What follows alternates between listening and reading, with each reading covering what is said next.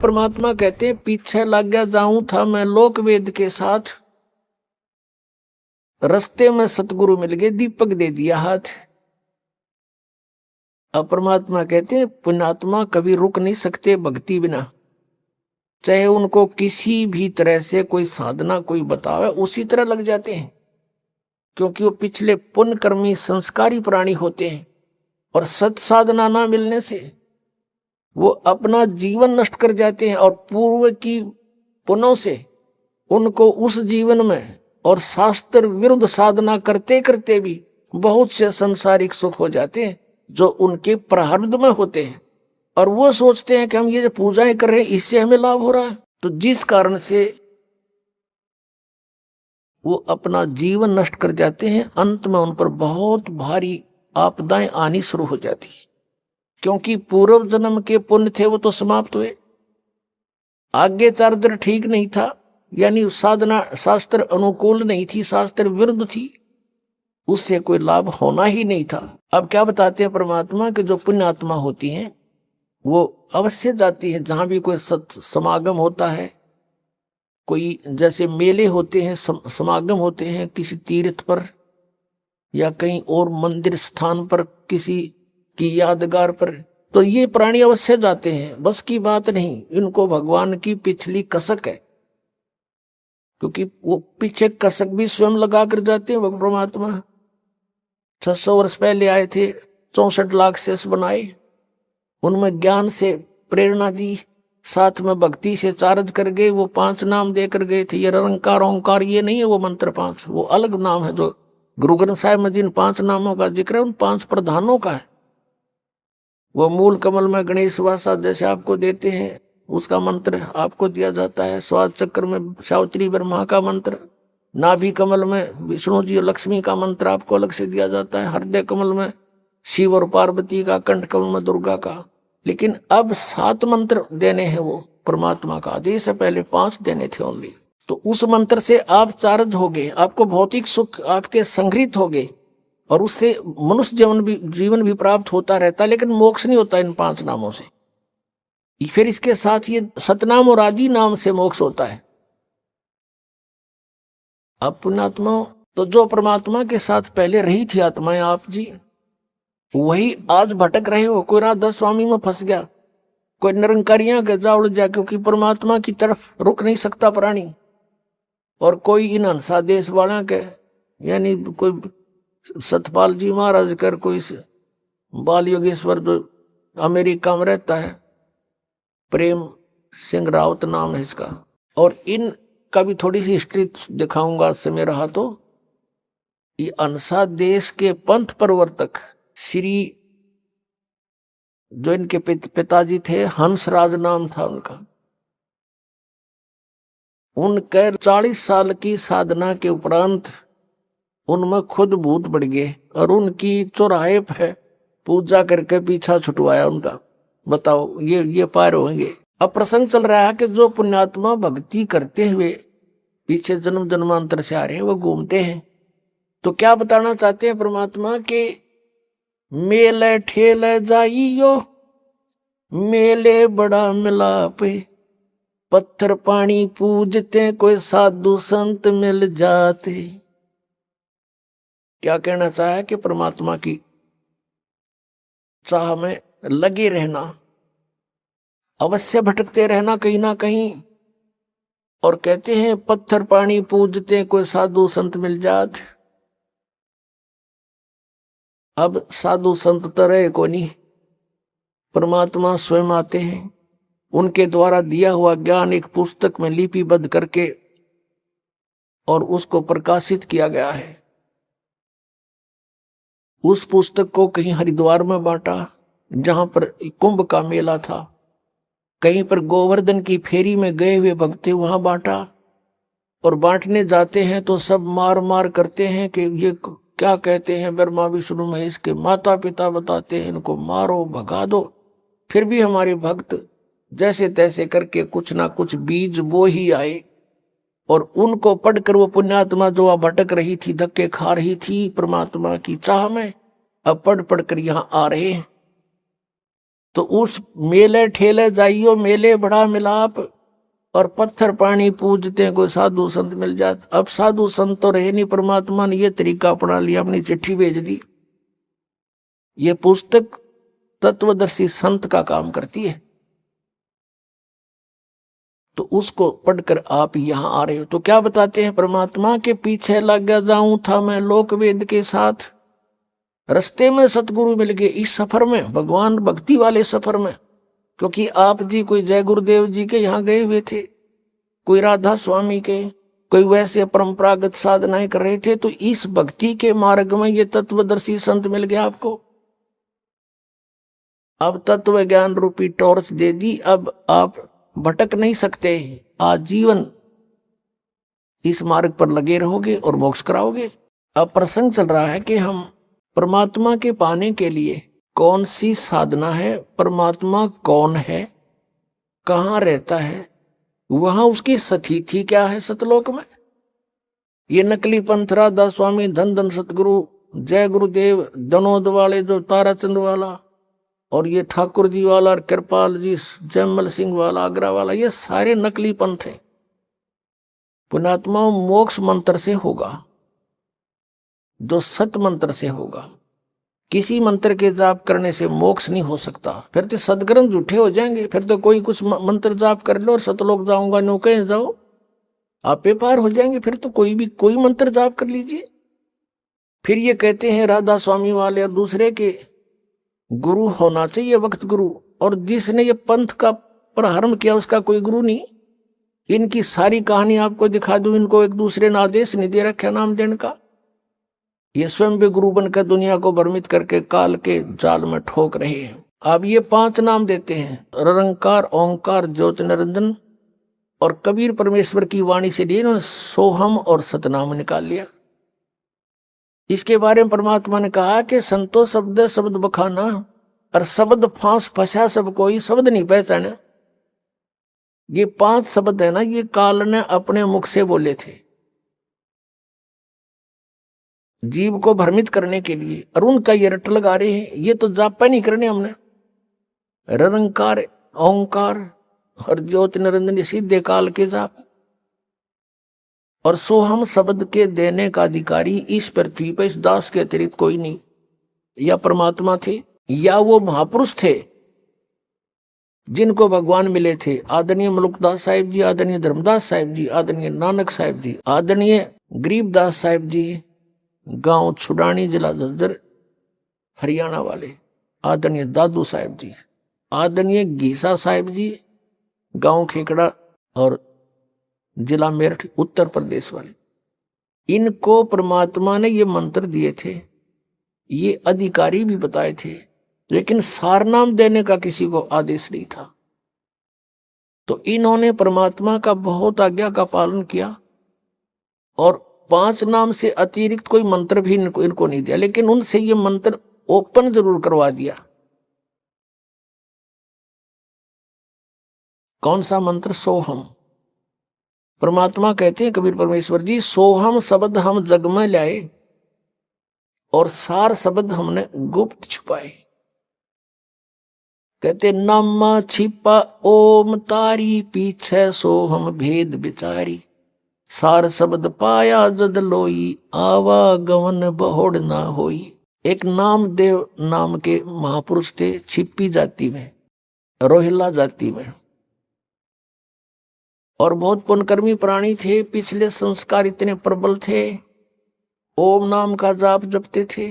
फिर क्या हुआ कि उन्होंने उपदेश ले लिया परमात्मा से। परमात्मा कबीर जी कहीं भी आकर कुछ समय रह जाते थे, और वो भेद नहीं देते थे मैं कौन हूं, कहां से आया हूं। एक साधु संत रूप में कहीं रह करके 10-20 वर्ष फिर वहां से अंतर ध्यान हो जाते थे। उसी स्थिति में वहां एक नगर में रह रहे थे जहां नामदेव जी थे, जो पुंडरपुर एक नगर था, पुंडरपुर गांव, उस पुंडरपुर में रहा करते थे परमात्मा। तो वहां नामदेव जी भी उनके शिष्य हो गए।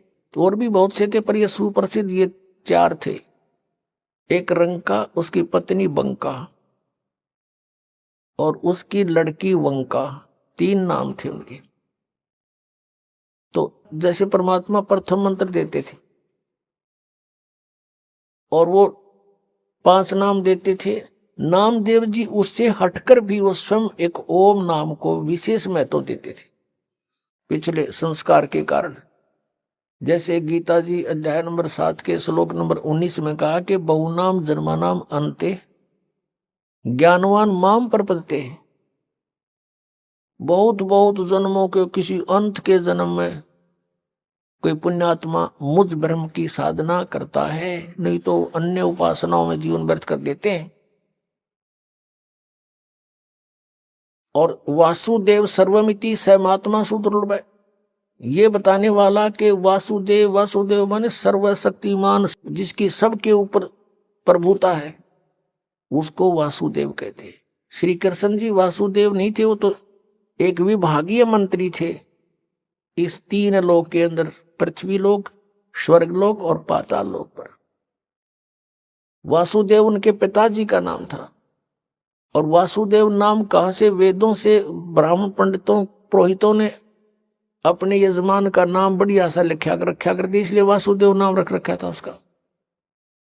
श्री कृष्ण वासुदेव नहीं थे। वासुदेव का अर्थ होता सर्वशक्तिमान, सर्वव्यापक। यानी व्यापक का मतलब नहीं भगवान सारा फैल रहा, जैसे राजा पर प्रधानमंत्री जी हैं, एक स्थान पर है लेकिन पूरे भारत में व्यापक है, ऐसे व्यापकता है उस परमात्मा की सत्ता की। तो कहने का भाव ये है कि जो ये बताने वाला साधु तो बड़ी मुश्किल से मिलेगा अर्जुन, कि वो वासुदेव ही सब कुछ है, वही पाप नाशक है, वही पूजा के योग्य है, वही सर्वश्रेष्ठी रचनहार है, वही हमारे सब दुखों को दूर करने वाला है और किसी की पूजा नहीं करनी चाहिए। कहते ये बताने वाला साधु तो बड़ी मुश्किल से मिलता, सुदुर्लभ। अब कहने का भाव ये है कि नामदेव जी ने परमात्मा का उपदेश अवश्य ले रखा था, लेकिन फिर भी हम इसी तरह यहां फेल होते आए। वो फिर भी अपने ओम नाम को महत्व ज्यादा देते थे, फिर भी जैसे था। अब क्या होता है कि उनकी पिछले संस्कार की बहुत प्रबल परमात्मा में चाह थी, लगन थी। एक दिन क्या हुआ कि नामदेव जी छिपी जाति में थे और ब्राह्मण वर्ग जो है मंदिर के अंदर अन्य किसी को आरती के समय प्रवेश नहीं होने देते थे। उनका कुछ ऐसा विधान बना रखा था, बाहर बेशक खड़े रहो कोई। एक दिन क्या हुआ कि मंदिर में आरती हो रही थी और नामदेव जी वहां से आ रहे थे किसी कामवश। वह आरती की ऐसी धुन ताल बज रही थी, वो भी विभोर हो गए। पंडित लोग तो घंटी बजा रहे थे ऐसे पकड़ पकड़ के। नामदेव जी ने अपने जूते निकाल लिए, अपनी जूतियां निकाली, चमड़े से बनी हुई होती थी पहले। वो चमड़ा किसी भैंस या किसी की उसको काट कर नहीं बनाया जाता था, स्वाभाविक कोई पशु मर जाता था उसका फिर चर्मकार लोग उसका चाम उतार कर घर पे सुखा के स्वयं बनाते थे। और हमने देखा उस समय, और पहले तो और ज्यादा स्थिति थी दूसरी थी, एक एक जूती 5-5 10-10 वर्ष तक निकाल लिया करते थे। तो उसने क्या किया, जूते अपने हाथ में उठाए, इतना मस्त हो गया, जूतियों को पीटने लगा घंटी की तरह न्यू करता हुआ, और मंदिर में पहुंच गया, उन ब्राह्मणों के बीच में घुस गया। अब पंडितों ने देखा किसी ने तो बात बिगाड़ दी, भगवान ठाकर के मंदिर में जूते हाथ में शाम के लेके, और ये छोटी जाति वाला आ गया। उसकी पकड़ के बाजू एक पंडित ने, ब्राह्मण ने मंदिर के पीछे पटक दिया, और वो वहां पड़े पड़े भी ऐसे बजा रहे हैं। परमात्मा ने उस मंदिर का मुंह नामदेव की तरफ कर दिया और पंडित जी पिछली साइड में घंटी बजावे खड़े खड़े। अब उन्होंने सोचा भी ये क्या चक्कर हो गया, स्तब्ध हो गए। उन्हें घंटी बजानी बंद कर दी, नामदेव ने बंद कर दी। उठा वो, अब उसने क्या पता था कि काम ऐसे कर दिया भगवान ने, उठ कर फिर आ गया, चलो आरती पूरी होगी। अगले दिन सत्संग था, 1-2 दिन के बाद कबीर परमात्मा ने सत्संग रखा हुआ था। उधर से क्या हुआ, कि नामदेव अपने गुरु बहन भाइयों के घर पहुंचे, रंका और बंका के घर पे। वहां पर रंका बंका नहीं थे, उनकी बेटी थी वंका। उससे पूछा, ये क्या कर रही है बहन? वो एक पट्टी तैयार करे थी, जैसे देसी जड़ी बूटियां हल्दी उल्दी बना बनू के गर्म ठंडी करके। उसने पूछा क्या कर रही है? कि भाई पट्टी तैयार करूं। किसके क्या हो गया?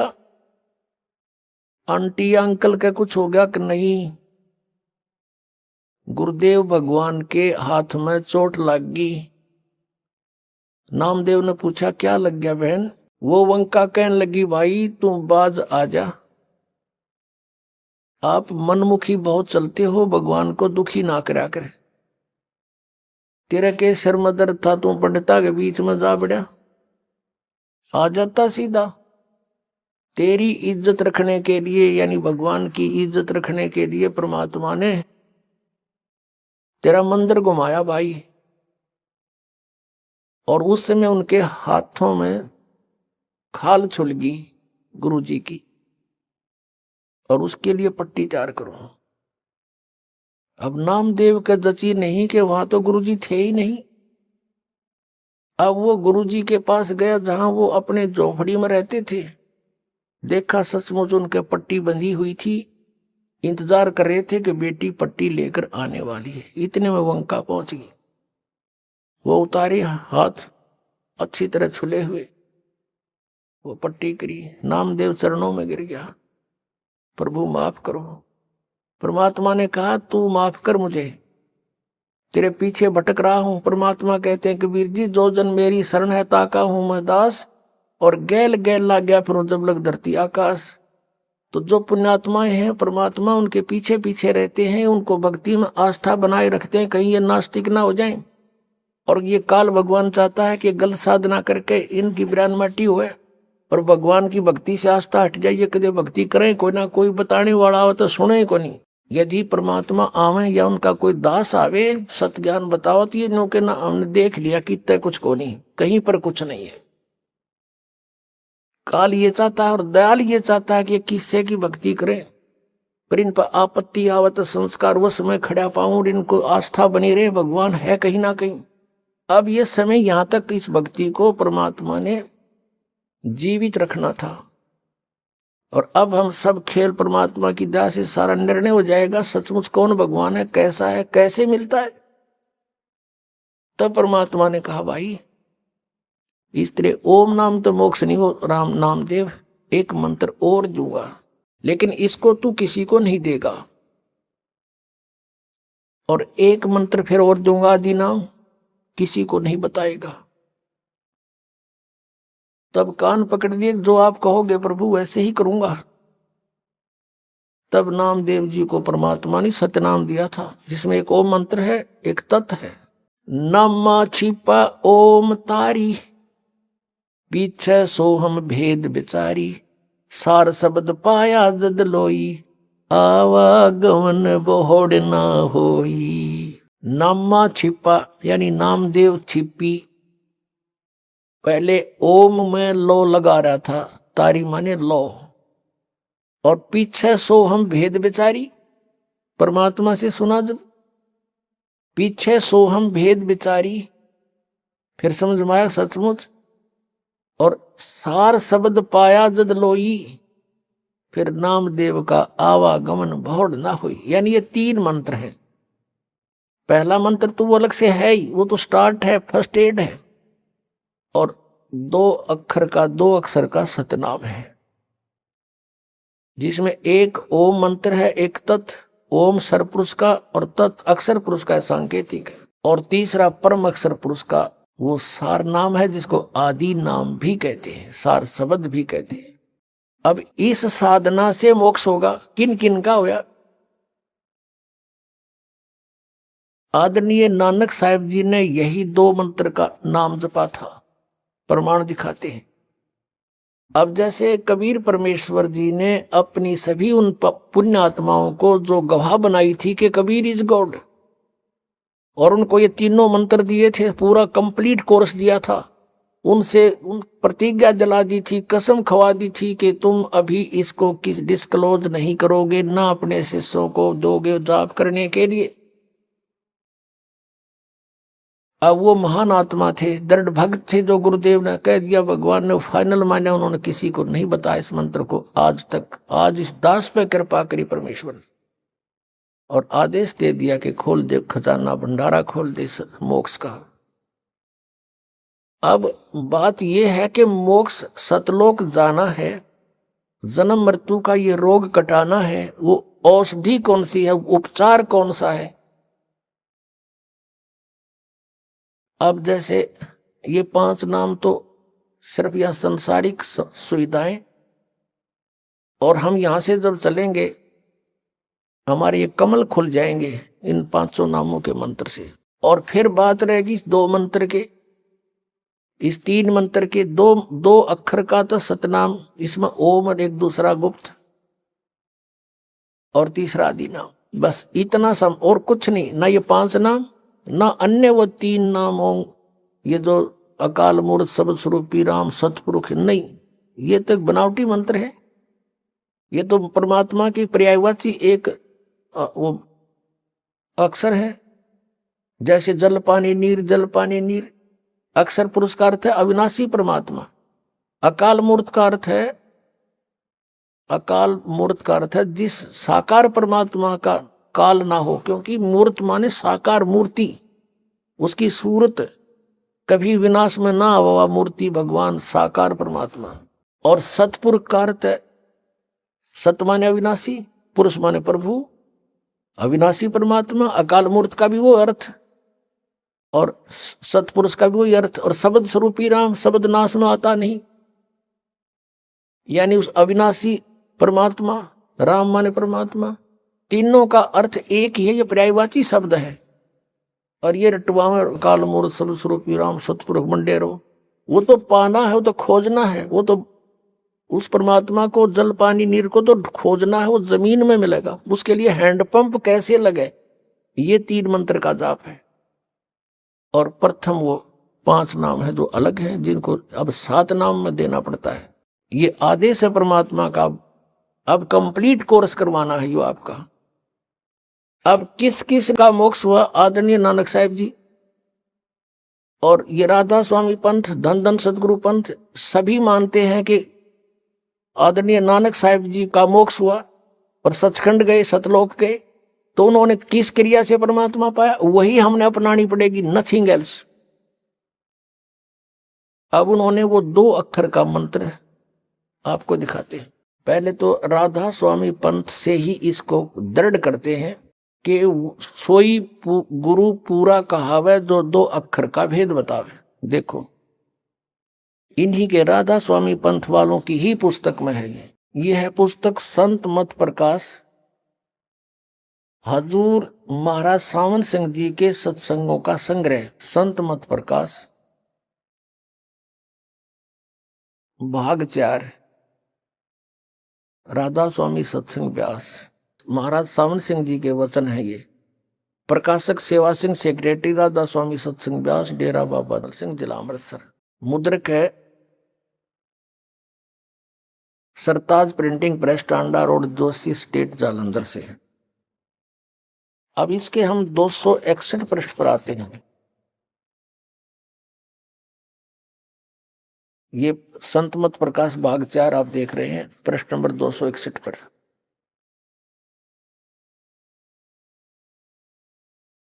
अब यहां सावन सिंह जी अपने विचार व्यक्त कर रहे हैं। अक्षर रूप निखरती चाली, छोड़ दिया उपदेश बेगाना। ये शिवदयाल जी की वाणी को डिफाइन करने चले हैं सावन सिंह जी। ये संसार तो सर है और जो अक्षर ब्रह्म है और नी अक्षर पार ब्रह्म है। आगे देखो, जो ये सब संसार बना, इसमें यह मैल दुनिया में गुजारा करते आ रहे हैं, किंतु अब गुरु की कृपा से आत्मा इस महल को छोड़कर सतलोक जा रही है। अब कैसे जा रही है सतलोक? गुरु ग्रंथ साहिब में बड़े गहरे और गुप्त रहस्य हैं। एक स्थान पर आता है 52 अक्षर लोक त्रय सब कुछ इनके माही, ये अक्षर खिर जाएंगे वे अक्षर इनमें नाही।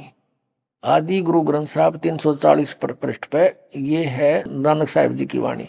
अब इसका अर्थ ये है कि जो मंत्र तुम जपते हो वास्तविक मंत्र इन आपके लेखों में नहीं है, वो उनसे अलग भिन्न है। 52 अक्षर संस्कृत भाषा के, शायद कोई ऐसी भाषा हो जिसके 52 अक्षरों, इस संसार का सारा मसाला 52 अक्षरों में आ जाता है। पिंड अंड का हाल तो 52 अक्षरों में आ गया। ये पिंड और अंड को अलग अलग मानते हैं, फिर बताएंगे इसको। आगे 2 अक्षर हैं जो पार ब्रह्म है। देखिए तो पार ब्रह्म ही 2 अक्षर थे। मैं इन 2 अक्षरों के विषय में ग्रंथ साहिब में लिखा है, सोई गुरु पूरा कहावे 2 अक्षर का भेद बतावे। एक छुड़ावे एक लिखावे तो प्राणी निज घर को पावे। फिर कहते हैं, जे तू पढ़्या पंडित बिन 2 अक्षर 2 नावा, प्रणवत नानक एक लंघाए जे कर सत समावा। आज ग्रंथ साहिब में 1171 पृष्ठ पर लिखा है। अब क्या बताया है कि सोई गुरु पूरा कहावे जो 2 अक्षर का भेद बतावे, एक छुड़ावे एक लखावे जो प्राणी निज घर को पावे। फिर जे तू पढ़्या पंडित बिन 2 अक्षर 2 नावा, प्रणवत नानक एक लंघाए जे कर सत समावा। फिर आगे कहा कि यदि तुम गुणी हो ज्ञानी हो वे अक्षर बताओ। सावण सिंह जी आप पर प्रश्न करें, उत्तर दे रहे हैं अपने आप ही, वे अक्षर पार ब्रह्म हैं। एक अक्षर ने दुनिया बनाई और एक अक्षर ने सतलोक बनाया। ये वाणी क्या कहती है, ये अनुवाद गलत कर रहा है। जे तू पढ़्या पंडित बिन 2 अक्षर 2 नावा, प्रणवत नानक एक लंघाए जे कर सत समावा।